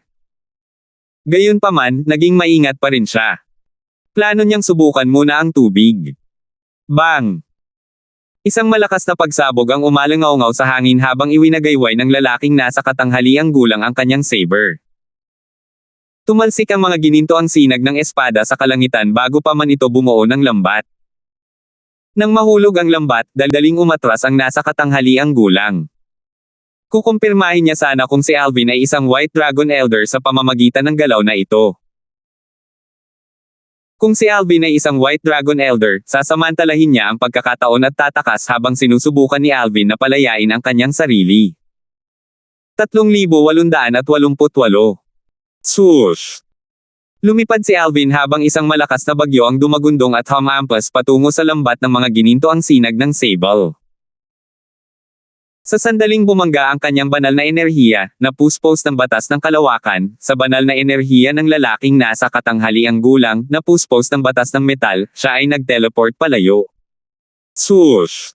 Swoosh! Swoosh! Nang dumaan ang mga ginintoang sinag ng sable sa bagyong espasyo ni Alvin nang hindi naapektuhan, napasigaw si Alvin, panggit ng Panginoon ng mga Diyos. Kasabay nito, ang lalaking nasa katanghaliang gulang, isang panloob na elder ng Taiyi sect, ay napasigaw din sa gulat, payak na Panginoon ng mga Diyos. Kasunod nito, ang lalaking nasa katanghaliang gulang, na naging maingat noong una, ay biglang lumipad na parang bulalakaw sa kalangitan at naabutan si Alvin sa isang kisap-mata lamang.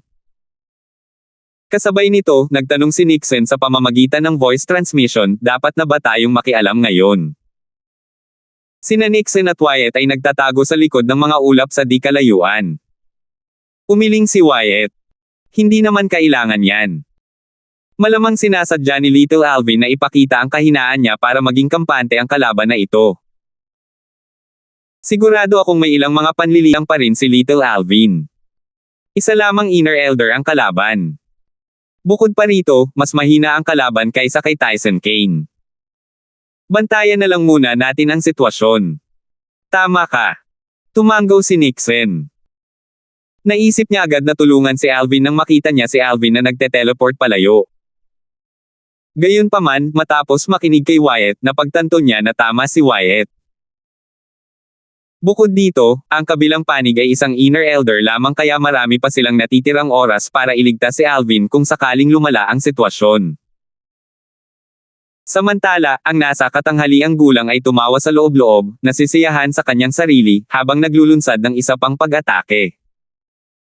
Muling sumulpot ang mga nakasisilaw na ginintoang sinag ng espada patungo kay Alvin, na para bang kayang durugan ni na Alvin. Akala ko isa siyang elder ng puting dragon. Lumalabas na isa lamang siyang simpleng Panginoon ng mga Diyos. Naisip ng lalaking nasa katanghaliang gulang, medyo nahihiya nang maalala kung paano siya sumobra sa reaksyon kanina. Ngumisi ang lalaking nasa katanghaliang gulang bago sinabing, "Binata, isa ka pa lamang simpleng Panginoon ng mga Diyos.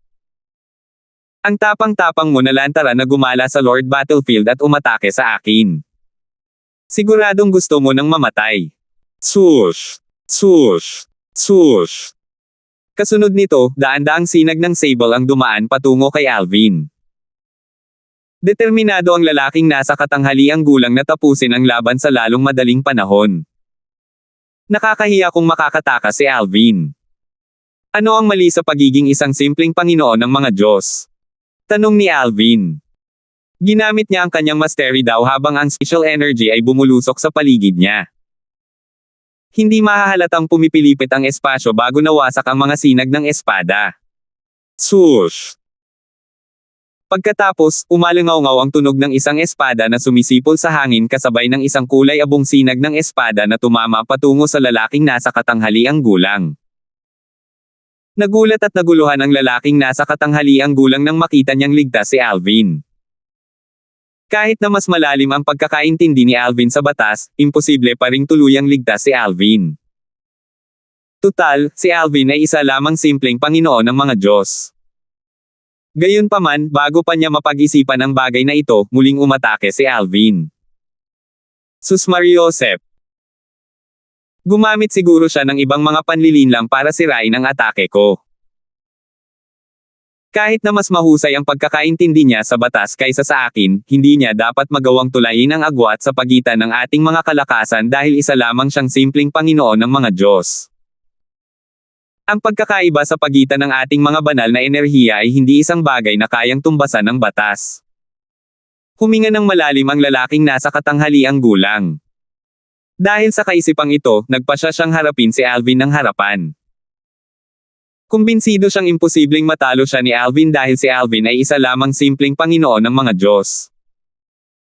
Bukod dito, ang atake ni Alvin matapos sirain ni Alvin ang kanyang atake ay hindi kasing lakas. Binata, wala nang pagkakaiba kahit na nagawa mong sirain ang atake ko kanina gamit ang ilang mga panlilinlang. Marami pa rin akong banal na enerhiya. Mamatay ka. Sabi ng lalaking nasa katanghaliang gulang bago siya sumugod patungo kay Alvin na parang isang guhit ng gininto ang liwanag. Ang sinag ng espada ng lalaking nasa katanghaliang gulang ay nagniningning ng husto habang umaatake siya. Swoosh! Sa oras na ito, muling umalangaw-ngaw ang tunog ng pagsipol ng espada mula sa ibang direksyon. Lumitaw ang doppelganger ni Alvin sa likod ng lalaking nasa katanghaliang gulang na may hawak na espada. Kasunod nito, bumagsak ang espada patungo sa lalaking nasa katanghaliang gulang habang nagngangalit ang espasyong enerhiya. Nabigla ang lalaking nasa katanghaliang gulang nang maramdaman niya ang balak pumatay sa likuran niya. Alam niyang wala siyang sapat na oras para pigilan ang atake, at tanging ang kanyang banal na enerhiya, na puspos ng batas ng metal, ang kaya niyang gamitin para ipagtanggol ang sarili. Kasabay nito, ang kanyang katawan ay nababalutan ng isang gininto ang liwanag. Tila gumamit siya ng isang pangdepensang banal na artifact. Swoosh! Madaling nalagpasan ng nakakatakot na espada ang depensa ng lalaking nasa katanghaliang gulang at bumagsak sa kanya. Kasabay nito, ang enerhiyang pangkalawakan ay dumaloy sa kanyang mga meridian bago ito sumabog. Hindi. Isang nakakarinig na sigaw ang umalangaw-ngaw sa hangin bago namatay ang lalaking nasa katanghaliang gulang. Lumipad si Alvin patungo sa kanyang doppelganger na lumitaw sa likod ng lalaking nasa katanghaliang gulang at sumama rito. Kanina, habang iniiwasan niya ang atake ng lalaking nasa katanghaliang gulang, ginamit niya ang kanyang doppelganger. Sa normal na mga pangyayari, dapat sana ay natutukoy ng kanyang kalaban ang mga galaw, ngunit nagmamadali ang kanyang kalaban at minamaliit siya dahil isa lamang siyang simpleng Panginoon ng mga Diyos. Hindi nagabalang damhin ng kanyang kalaban ang kanyang paligid gamit ang kanyang banal na kamalayan. Nagresulta ito sa tagumpay ng palihim na pag-atake ni Alvin. Swoosh! Ikinumpas ni Alvin ang kanyang kamay, at ang singsing na pangkalawakan ng lalaking nasa katanghaliang gulang ay lumipad papunta sa kanyang kamay. Kasabay nito, bumaba mula sa langit sina Wyatt at Nixon at lumipad pataas. Gulat na gulat pa rin ang dalawa sa kanilang nakita. Isipin na ang isang taong naging isang simpleng Panginoon ng mga Diyos ilang taon pa lamang ang nakalilipas ay madaling nakapatay ng isang inner elder ng Taisek. Iniisip ko kung ano ang iisipin ng mga mula sa Taisek kung masaksihan nila ito, sabi ni Nixon habang bumaantong hininga ng madamdamin, sayang naman at ipinagbabawal ang mga floating image pearls sa larangan ng digmaan. Kung hindi, ay record ko sana ang labanan para ipakita sa iba. Sa kabilang banda, si Wyatt ay tumingin lamang kay Alvin ng may gulat at katahimikan. Bagamat lumakas na si Alvin, hindi pa rin niya inaasahan na magagawa ni Alvin na patayin ng ganoon kadali ang lalaking nasa katanghaliang gulang. Matalinong ginamit ni Alvin ang pagtatangi ng lalaking nasa katanghaliang gulang sa mga simpleng Panginoon ng mga Diyos para sa kanyang kalamangan. Ito ay isang karanasang nagbukas ng kanyang mga mata, at hindi siya sigurado kung magagawa niya ito kung siya ang nasa kalagayan ni Alvin. Bukod dito, si Alvin ay kumilos ng maayos kaya't malinaw na si Alvin ay maraming karanasan sa pakikipaglaban. Kung ako ang Inner Elder, magtatamo sana ako ng malubhang pinsala kahit na nakaligtas pa ako, naisip ni Wyatt sa sarili. Swerte lang ako, nakangiting sagot ni Alvin. Pagkatapos, tiningnan niya ang identity token, spatial ring, at armas na nasa kanyang mga kamay. Ayon sa kanyang kasunduan kina Wyatt at Nixon, ang mga war point ay pantay na hahatiin, ngunit ang spatial ring at armas ay pagmamayari ng mga taong may pinakamalaking kontribusyon. 3,889. Nang unang pumasok si Alvin sa Lord Battlefield, nakatagpo niya ang dalawang Inner Elder mula sa Tai Sect pagkalipas ng 2 buwan. Sa pagkakataong ito, pinalad siyang makatagpo ng isang Inner Elder mula sa Tai Sect pagkalipas lamang ng 1 buwan. Ang Inner Elder na ito ay maihahambing sa dalawang Inner Elder mula noon, ngunit nagawa niya itong patayin ng hindi ginagamit ang 7 Orifices Exquisite Sword. Ito ay dahil sa malaki ang kanyang pag-unlad dahil sa kanyang napakalaking tagumpay sa batas ng kalawakan at sa paraan ng paggamit niya ng kanyang mastery at sword daos.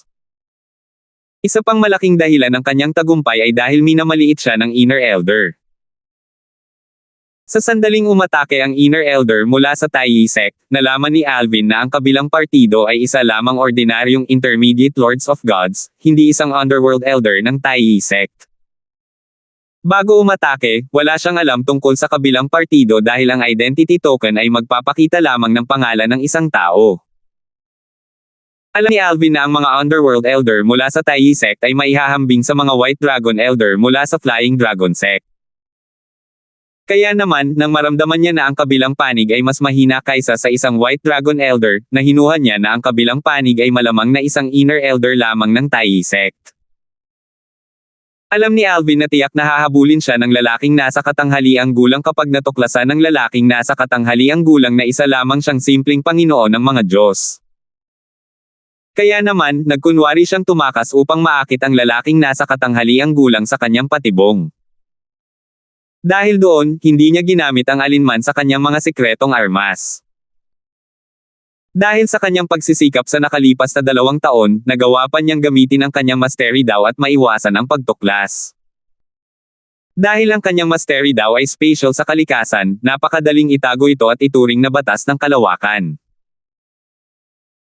Matapos mapanood ang mga recording ng mga ekspertong bihasa sa batas ng kalawakan at hindi mabilang na pananaliksik, matagumpay na nakaisip si Alvin ng isang paraan upang magamit ang kanyang mastery daw na kahit ang mga White Dragon Elder tulad nina Wyatt at Nixon ay hindi matukoy. Hindi nagulat si Alvin sa kanyang tagumpay na itago ang kanyang mastery daw. Kung tutuusin, nagsikap siya ng husto para matiyak na ito ay walang kapintasan. Natural din niyang alam na ang pamamaraang ito ay maaaring magdaya sa mga Panginoon ng mga Diyos, ngunit hindi nito magagawang magdaya sa mga emperador ng mga Diyos. Sa pagkakataong ito, bumantong hininga si Wyatt at sinabing, "Little Alvin, kahit na nagawa mo siyang patayin dahil sa iyong palihim na pag-atake, batay sa iyong batas ng kalawakan at simpleng sword daw, hindi ka pa rin niya matatalo kahit na mas mataas ang kanyang cultivation base. Hindi ko inaasahan na uunlad ka ng ganito kalaki sa loob lamang ng 2 taon. Kahit na pareho ang iyong cultivation base, ang iyong pag-unawa sa batas ay kapantay ng akin." Tumawa si Nixon habang umiiling at pangungutya, bigla kong naramdaman na nabubuhay ako ng walang kabuluhan sa lahat ng oras na ito. Ang isang binata na wala pang 3,000 taong gulang ay mas nakakaintindi ng batas kaysa sa akin. Sumulyap si Alvin kay Nixon. Natural lang na hindi niya masabi kay Nixon na wala pa nga pala siyang 800 taong gulang. Uminom siya ng Divine Pill para baguhin ang edad ng kanyang buto at itago ang kanyang tunay na edad. Walang saysay ang pagkukumpara, sabi ni Wyatt habang umiiling, nakita mo kung gaano kakinis ang mga atake at galaw ni Little Alvin. Sa tingin mo ba ay posible iyon kung walang sapat na karanasan sa pakikipaglaban? Marami na siyang pinagdaanan para maasa ang mga ganitong kasanayan. Natahimik si Nixon nang maalala niya ang labanan kanina. Maya-maya, tumango siya at sinabing, tama ka. Karamihan sa mga simpleng Panginoon ng mga Diyos ay hindi makakapag-react ng ganito kabilis at kaaya-aya kapag nahaharap sa isang intermediate na Panginoon ng mga Diyos. Kung ako ang nasa sitwasyon ni Little Alvin, baka hindi ako makareact at maka-adjust ng kasing bilis niya. Sina Wyatt at Nixon ay halatang humanga sa mabilis na pag-iisip ni Alvin. Alam nila sa sandaling ito na hindi magtatagal at maaabutan sila ni Alvin o malalagpasan pa sila. Habang patuloy na palihim na sinusundan ng dalawa si Alvin, tumawa si Wyatt at tinanong si Nixon sa pamamagitan ng voice transmission, kumusta ang pakiramdam mo ngayon? Napipilitin ka ba? Sumulyap si Nixon kay Wyatt bago sumagot, sa tingin ko ikaw ang nakakaramdam ng pressure, di ba? Hindi ako henyo sa Flying Dragon Sect. Ikaw ang may hawak ng titulong iyan. Sa lahat ng White Dragon Elders, maraming tao ang nakakaramdam na ikaw lang ang may potensyal na maging isang Emperor of Gods. Casual lang silang nag-uusap. Walang basehan ang mga sinasabi nila, nakangiting sabi ni Wyatt, hindi nagulat. Nako, parang narinig mo na rin ang mga salitang ito. Hey, siguradong tuwang-tuwa ka. Nanunuksong sabi ni Nixon. Kasabay nito, mabilis na lumipad si Alvin habang patuloy siyang naglalakbay sa Lord Battlefield. Pagkalipas ng kalahating buwan, nakatagpo ni Alvin ang isang Inner Elder mula sa Flying Dragon Sect na hindi niya kilala. Sandali niyang binati ang Inner Elder bago humiwalay. Pagkatapos ng isa pang buwan, nakilala ni Alvin ang isang Inner Deacon at isang Inner Elder ng Flying Dragon Sect. Gusto nilang makipagtulungan sa kanya, ngunit natural lang na tumanggi siya. Tutal, gusto niyang gamitin ang kanyang oras sa Lord Battlefield para hasain ang kanyang mga kasanayan at maging pamilyar sa kanyang batas ng kalawakan. Matapos pagbutihin ang kanyang batas ng kalawakan sa loob ng 2 taon, hindi pa niya ito nasusubukan. Pagkatapos ng kalahating buwan pa, sa wakas ay nakatagpo ni Alvin ang 2 miyembro ng Taiyi Sect. Mga miyembro ng sekta ng Taiyi. Nagliwanag ang mga mata ni Alvin nang makita niya ang mga pagkakakilanlan ng 2 tao. Isa sa kanila ay isang malusog at mukhang matandang lalaki na nakasuot ng damit na taoista habang ang isa naman ay isang payat at nasa katanghaliang gulang na lalaki na may matalas na titig. Lilipad na sana sila palapit nang makita nila si Alvin ngunit tumigil sila sa paggalaw nang makita nila si Alvin na lumilipad palapit sa kanila. Nanatiling walang ekspresyon ang matandang lalaki nang makita ang identity token ni Alvin habang ang lalaking nasa katanghaliang gulang ay nagsabi sa mahinang boses, hindi siya isang White Dragon Elder. Malamang isa lamang siyang Inner Elder ng Flying Dragon Sect. Tumango ang matanda. Patayin mo siya. Pagkatapos niyan, ipagpapatuloy natin ang paghahanap sa mga nakatatanda ng White Dragon. Kumislap ang mga mata ng matanda na may balak pumatay. Para bang mayroon siyang matinding sama ng loob laban sa mga White Dragon Elder ng Flying Dragon Sect. Hindi nagabalang hinaan ng matandang lalaki ang kanyang boses kaya narinig ng malinaw ni Alvin ang kanyang mga salita. Para masabi ng matandang lalaki ang mga ganoong salita, sigurado si Alvin na ang matandang lalaki ay isang Underworld Elder mula sa Taiyi Sect. Gayunpaman, hindi siya sigurado kung ang nasa katanghaliang gulang na lalaki ay isa ring Underworld Elder. Swoosh! Dahil sa natuklasang ito, determinadong nag-teleport palayo si Alvin.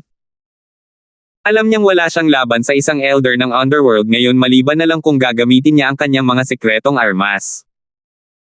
Nang makita ito, ang lalaking nasa katanghaliang gulang ay humamak na nakangising tumawa. Isang simpleng Panginoon ng mga Diyos. Akala ko isa siyang matanda. Binata, ang malas mo lang ang masisisi mo sa pakikipagtagpo sa amin. Kasabay nito, hinabol ng lalaking nasa katanghaliang gulang si Alvin. Sa isang kisap mata lamang, ilang metro na ang layo niya kay Alvin. Nang makita ito, gulat na napasigaw si Alvin sa loob-loob niya, isa rin siyang elder ng Underworld. Nang inaabot ng lalaking nasa katanghaliang gulang si Alvin, biglang nagbago ang ekspresyon ng kanyang mukha na parang may naramdaman siya, at bigla siyang sumigaw, bumalik sa tabi ng matanda. Kasunod nito, 2 tao ang bumaba mula sa langit at tumayo sa harap ni Alvin nang may proteksyon. Matinding tinitigan nila ang dalawang elder ng underworld ng Tai sect nang sandaling lumitaw ang mga ito. 3,870. Elder Flavion Hamilton, nagkita tayong muli, tumingin si Wyatt sa matandang lalaki sa malayo at sinabing may malamig na ngiti sa kanyang mukha, bigla kong naramdaman na medyo maliit ang Lord Battlefield. Sang-ayon ako, sabat ni Dongfang yan. Bago pa matapos magsalita si Wyatt, nakalapit na siya sa dalawang elder ng underworld mula sa Tai sect. Tiningnan ni Wyatt ang matandang lalaki na nakatayo sa pagitan niya at ni Nixon na may mapangutyang ekspresyon sa kanyang mukha. Hindi nila pinansin ang lalaking nasa katanghaliang gulang na nakatayo sa tabi ng matandang lalaki. Ang matandang lalaki, isang elder ng underworld ng Tai sect, ay si Flavion. Hindi maganda ang ekspresyon niya ngayon habang sinasabi niya kay Wyatt, swerte ka lang dati at nakaligtas ka sa kamatayan. Tumawa si Wyatt. Elder Huang, hindi mo ba iniisip na may mali sa mga sinabi mo? Base sa natatandaan ko, ikaw ang nakatakas. Ngumiti ng maliwanag si Wyatt kay Flavion pagkatapos nitong magsalita. Ngumisi si Flavion. Kung hindi dahil sa iyong murang edad at potensyal, hindi ako aalis. Kung hindi, hindi ka sana nakaligtas. Kahit ano paman, ikaw pa rin ang tumakas ng araw na iyon, sabi ni Wyatt, habang pinapanatili ang maliwanag ng ngiti sa kanyang mukha. Si Alvin, na nakikinig sa usapan, ay naisip sa sarili, kaya ang matandang ito ay isa sa dalawang elder ng underworld na nakasalamuhan ni Brother Wyatt dati. Dati, napatay ni Wyatt ang isa sa mga elder ng underworld at malubhang nasugatan ang isa pa, na lumabas na si Flavion. Gayunpaman, nasugatan din si Wyatt mula sa labanan. Bagamat handang isugal ni Wyatt ang kanyang buhay at patuloy na lumaban, walang balak si Flavion na gawin ang ganoong bagay. Dahil dito, tumakas siya. Anong pagkakataon, naisip ni Alvin sa sarili. Sa wakas ay naintindihan na niya kung bakit sinabi ni Wyatt na magkikita tayong muli kay Flavion kanina. Nabalitaan na ni Alvin ang tungkol sa pakikipagtagpo ni Wyatt sa dalawang elder ng underworld mula sa Nixon noon. Maaari sana siyang makatakas ni Wyatt, ngunit nagmatigas siya at nilabanan ang dalawang elder ng underworld na isinapanganib ang kanyang buhay.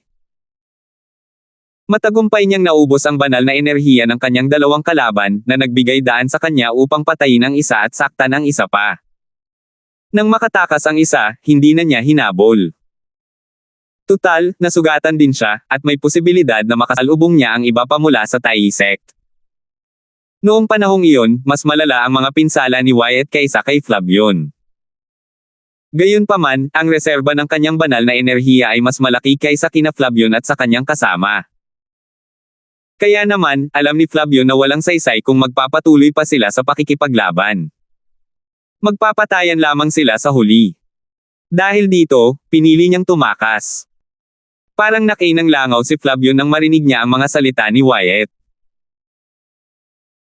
Sa oras na ito, kumislap ang mga mata ni Nixon habang nakatingin sa lalaking nasa katanghaliang gulang at sinabing, kung hindi ako nagkakamali, ito siguro si Elder Yunji, ang bagong na-promote na elder ng underworld, tama ba? Isang bagong na-promote na underworld elder. Kumislap ang mga mata ni Alvin nang marinig niya ang mga salita ni Nixon. Nangangahulugan ito na ang lalaking nasa katanghaliang gulang ang pinakamahina sa mga underworld elder ng Tai sect. Nixon. Nakilala rin ng lalaking nasa katanghaliang gulang si Nixon. Nakakita na siya ng ilang White Dragon Elders dati at lubos niya silang naunawaan. Kaya naman, hindi nagtagal at nahulaan niya na ang katabi ni Wyatt ay si Nixon. Sa oras na ito, sinabi ni Wyatt kay Nixon sa pamamagitan ng voice transmission, mas mabilis ang bilis mo kaysa sa akin kaya sikapin mong abalahin si Flavion. Huwag mo siyang hayaang makatakas. Pagkatapos kong mapatay si Yunji, sabay nating haharapin si Flavion. Tiwala at natuwa si Wyatt dahil nagawa niyang makasalubong si Flavion noong kasama niya ang tatlong miyembro. Hindi ito katulad ng dati noong mag-isa lang siya at nakasalubong niya ang dalawang underworld elders. Mabuti na lang at kahit na nasa kawalan siya noong panahong iyon, ang kanyang nakahihigit na bilis at ang kanyang divine energy ay nagbigay daan sa kanya upang mag-abala sa oras at ubusin ang divine energies ng kanyang mga kalaban. Sige, walang pag-aalinlangang sagot ni Nixon. Nang biglang humina ang boses niya, parang hangin siyang lumapit kay Flavion. Pagkatapos, mapaglarong sinabi niya, Elder Huang, matagal ko nang inaabangan ang pagkikita natin. Ngayon, gusto kong maranasan ang kakayahan mo. Dahil nakakatakas ka mula sa Wyatt, kailangan mong maging lubos na may kakayahan. Kung makakatakas ka mula sa akin ngayon, nangangahulugan ito na ang lakas ko ay halos kapareho ng Wyatt.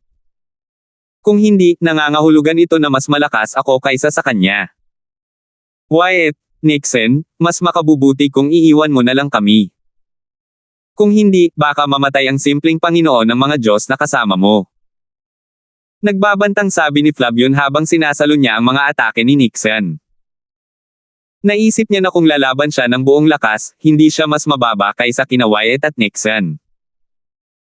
Gayunpaman, naunawaan ni Nixon ang batas ng hangin kaya alam niyang mas mabagal ang bilis niya kaysa kina Nixon.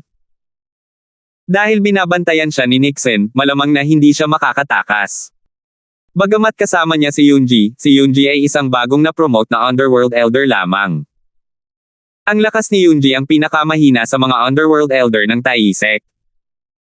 Kaya, alam niyang hindi siya gaanong makakatulong kay Yunji. Napakamapagmasid mo. Nakikita mo pang ang nagmamalasakit kami sa kanya, walang pakialam na sabi ni Wyatt na nakarinig sa mga salita ni Flavion, gayunpaman, dahil pareho tayong nandito, sa tingin mo ba ay kaya mo siyang patayin? Kung isa lamang itong ordinaryong simpleng Panginoon ng mga Diyos, maaaring hindi magtiwala si Wyatt na magagarantiyahan niya at ni Nixon ang buhay ng simpleng Panginoon ng mga Diyos. Gayunpaman, ang simpleng Panginoon ng mga Diyos na pinag-uusapan ay si Alvin.